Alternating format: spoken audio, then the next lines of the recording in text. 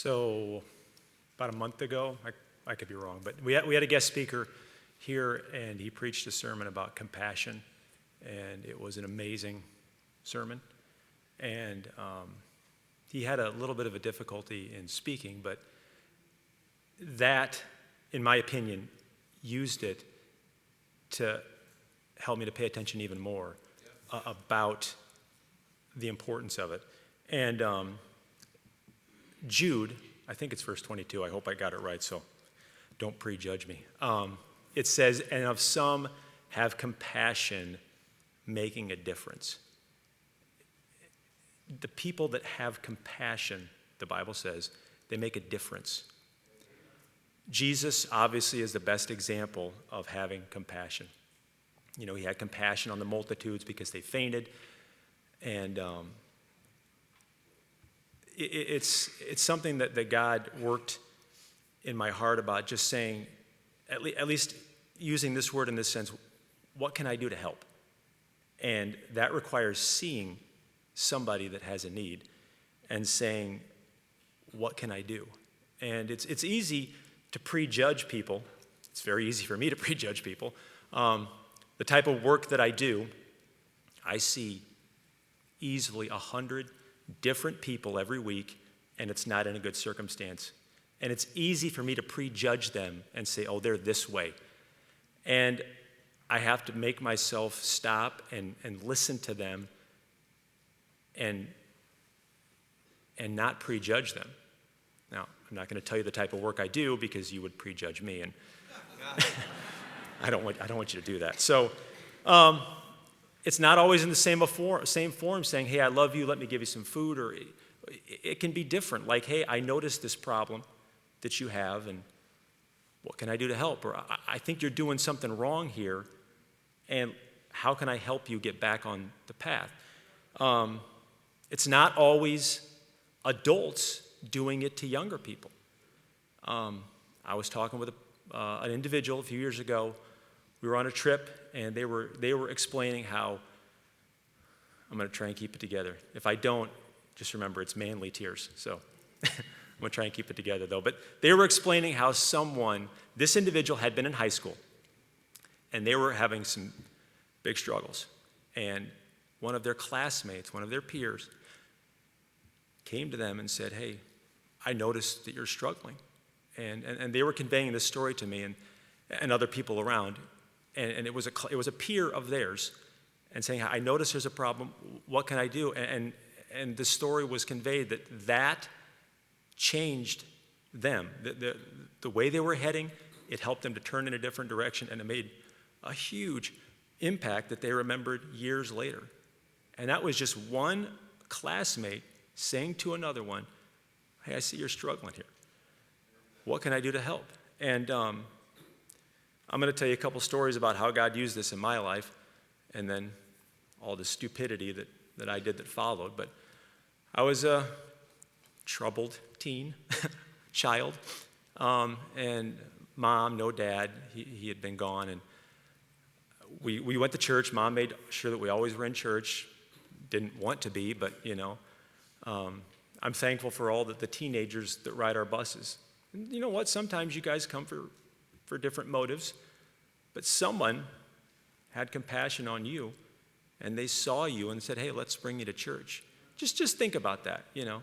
It's not really part of my notes, but someone cared enough about you, whoever you may be, that they took the time to knock on your door and bring you in because they care. And when they point out your problems, as mine get pointed out, it's because they care and because they want to help. And I was in 6th grade, struggling in school. We had a pastor. We lived in Iowa. He moved to Minnesota. I mean, at least 4 hours away. And he drove down, picked me up, took me to Minnesota, and I spent a week with him and his wife. And I remember one day he took me out. I think I've told this story before, but just pretend like you never heard it. He wanted to go golfing with his friends, and he took me out and said, well, why don't you go over on the putting green, Matt? Well, I got bored after about 1 minute, so I had this putter in my hand, and there was the grass there, and I thought, well, this looks like a hammer. So I was pounding the putter into the grass, Thank you, Pastor Stockland, for driving 8 hours to come pick me up, and here's how I want to repay you. Now, he doesn't know, he knew that part of the story. But even after that, he definitely, talked to me about it. He took me to a Twins game. There was a couple of other boys there. He just said, at least in my mind, what can I do to help? I was no one to him. I was just this bratty little boy. I was no one to him.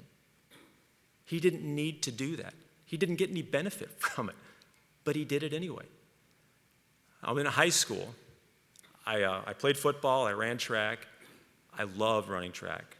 I was not the fastest. I did the high jump. I did not jump the highest. But again, no dad.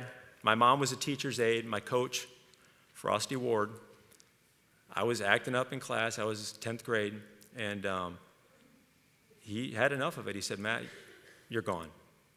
I thought he'd kick me off the team, and I was mortified. But I got the courage to go back. I said, Coach, I'm sorry. And he said, no, that was just for the day.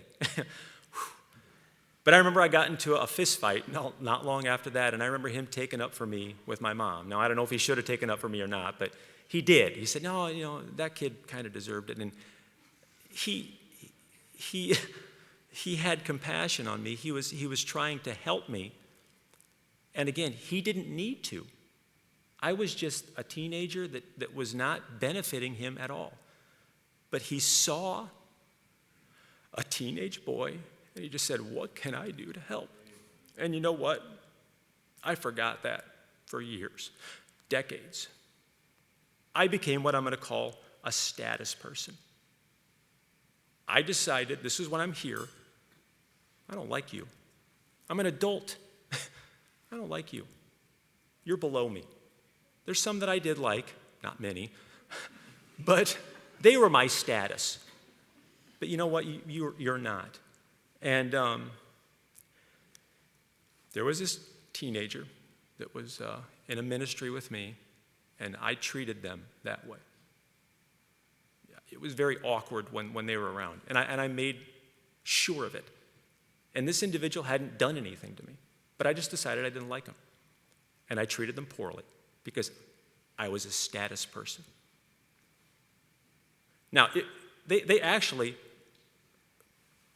in a roundabout way, came and said, is there something we're doing? And am I doing anything? And of course, when somebody asks you that question, rule number one, you never tell the truth. No, it's fine.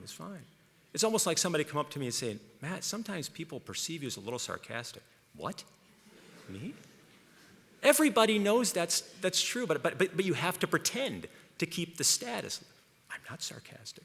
And so this person that was under, and I treated them poorly until finally, one of the many times I decided, what is wrong with you, Matt?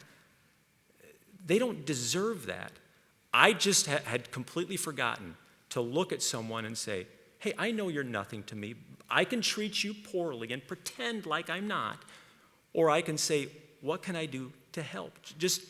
And God, over and over and over again, still, to say, Matt, do you see someone that you can say, I might not do much, but how can I help?